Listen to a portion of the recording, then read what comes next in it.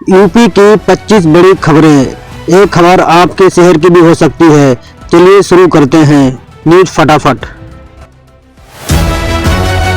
उत्तर प्रदेश के मुख्यमंत्री योगी आदित्यनाथ गोरखपुर के दौरे पर हैं, जहां वे आरआरएस के वरिष्ठ अधिकारियों के साथ महत्वपूर्ण संबंध बैठक कर रहे हैं। इस बैठक में आगामी योजना और संगठन सरकार के बीच बेहतर तालमेल को लेकर चर्चा की जा रही है। सीएम का दौरा प्रशासनिक और राजनीतिक दौरे की दृष्टिकोण से काफ़ी अहम माना जाता है।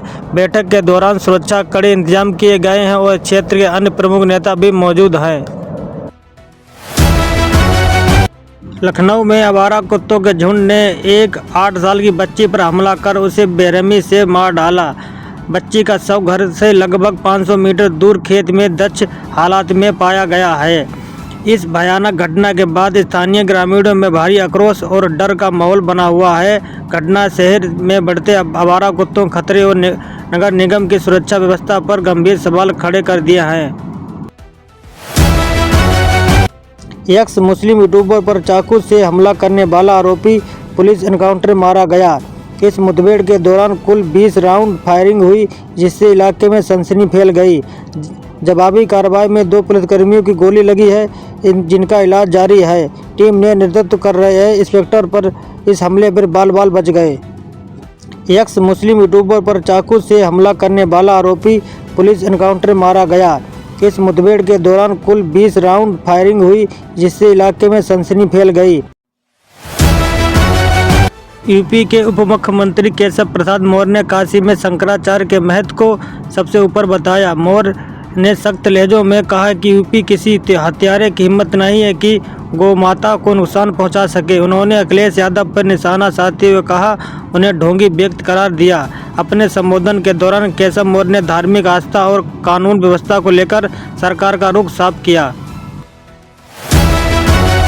समाजवादी पार्टी के प्रमुख अखिलेश यादव ने होली के मौके पर तंज कसते हुए गोरखनाथ एसडीएम से कहा कि अपने शायद कुंडली ठीक से नहीं देखी है। पुलिस इनकाउंटर में मारे गए जिसान की खबर सुनकर उसके पिता फूट कर रो पड़े। पुलिस ने बताया कि जिसान का दूसरा भाई, जो इस हमले में शामिल था, अभी भी फरार है। घटना के बाद में खून लथपथ सलीम का वीडियो सोशल मीडिया पर सामने आया है। पुलिस प्रशासन मामले की गंभीरता को देखते हुए फरार आरोपी तलाश में जगह जगह छापेमारी कर रही है। वासियों के लिए राहत भरी खबर है कि होली के त्यौहार तक शहर में बिजली कटौती नहीं की जाएगी। विभाग ने संचार व्यवस्था बनाए रखने के लिए आपातकालीन हेल्पलाइन नंबर भी जारी किया है, ताकि किसी भी समस्या का तुरंत समाधान हो सके। हालांकि इस अवधि के दौरान बिजली कनेक्शन देने की प्रक्रिया पर रोक लगी गई है। बिजली विभाग का पूरा ध्यान वर्तमान नेटवर्क और दुरुस्त रखने का त्यौहार के दौरान सेवा निश्चित करने पर है।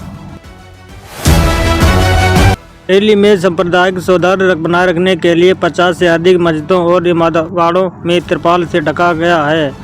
शहर के चप्पे चप्पे पर भारी पुलिस फोर्स तैनात कर दी गई, ताकि किसी भी प्रिय घटना रोक सके।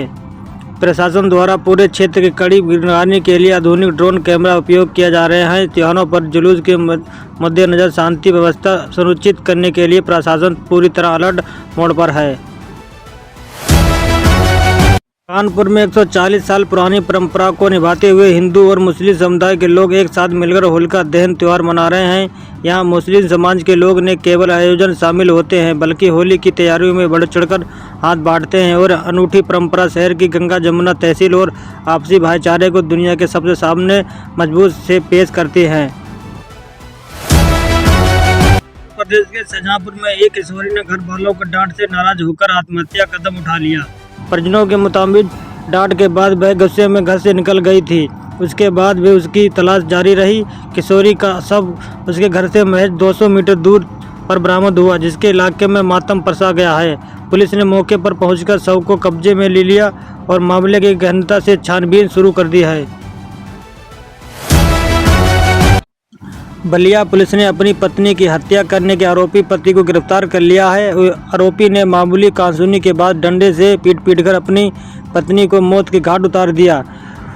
सुखपुरा थाना पुलिस ने त्वरित कार्रवाई करते हुए हत्या आरोपी हिरासत में लेकर जेल भेज दिया। घरेलू विवाद के चलते हुए इस क्रूर हत्या से स्थानीय इलाके में दहशत और शोक का माहौल है। भदोही पुलिस की साइबर हेल्प डेस्क ने तत्परता दिखाते हुए व्यक्ति की डूबी हुई रकम वापस कराई।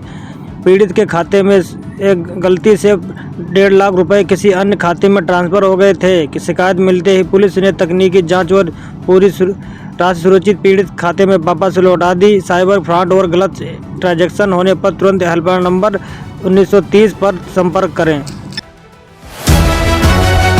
जालौन में खाना बनाते समय कढ़ाई पलटने से एक महिला बुरी तरह झुलस गई। खौलता हुआ तेल शरीर पर गिरने के कारण महिला गंभीर रूप से घायल हो गई।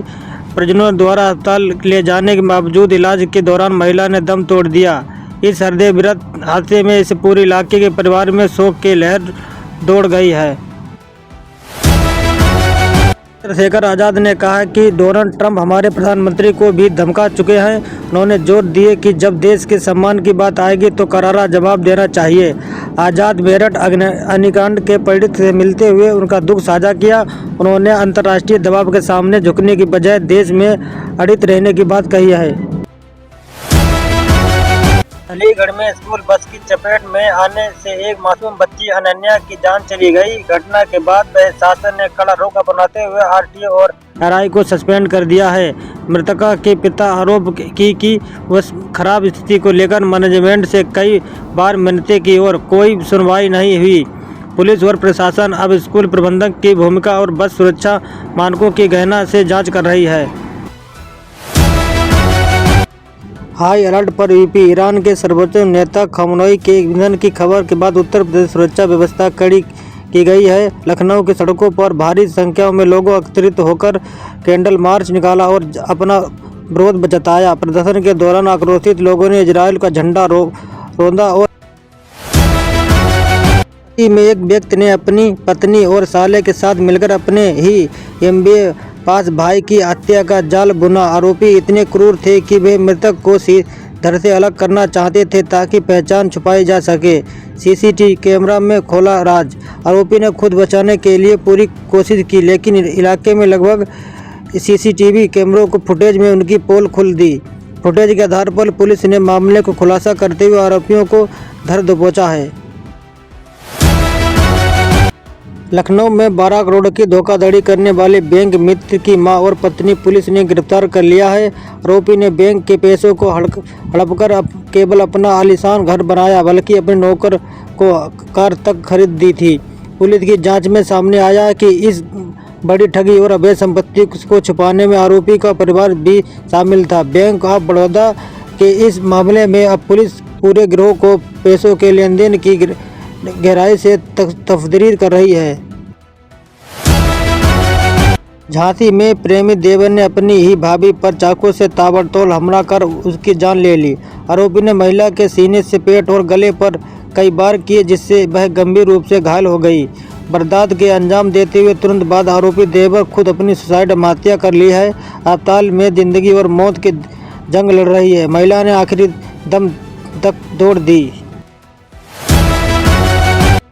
रामलीला में रावण का किरदार निभाने वाले अक्षत सिंह ने अपने ही पिता मारवेंद्र की हत्या कर दी। अक्षत खुद अपनी स्क्रिप्ट लिखता था और उसकी हुनर को इस्तेमाल कर उसे हत्या के बाद एक झूठी कहानी रची। पुलिस की जांच में यह खुलासा हुआ कि आरोपी गुमराह करने के लिए पूरी पटकथा तैयार की थी। पुलिस ने आरोपी को गिरफ्तार कर लिया और मामले के आगे हकीकत जारी है।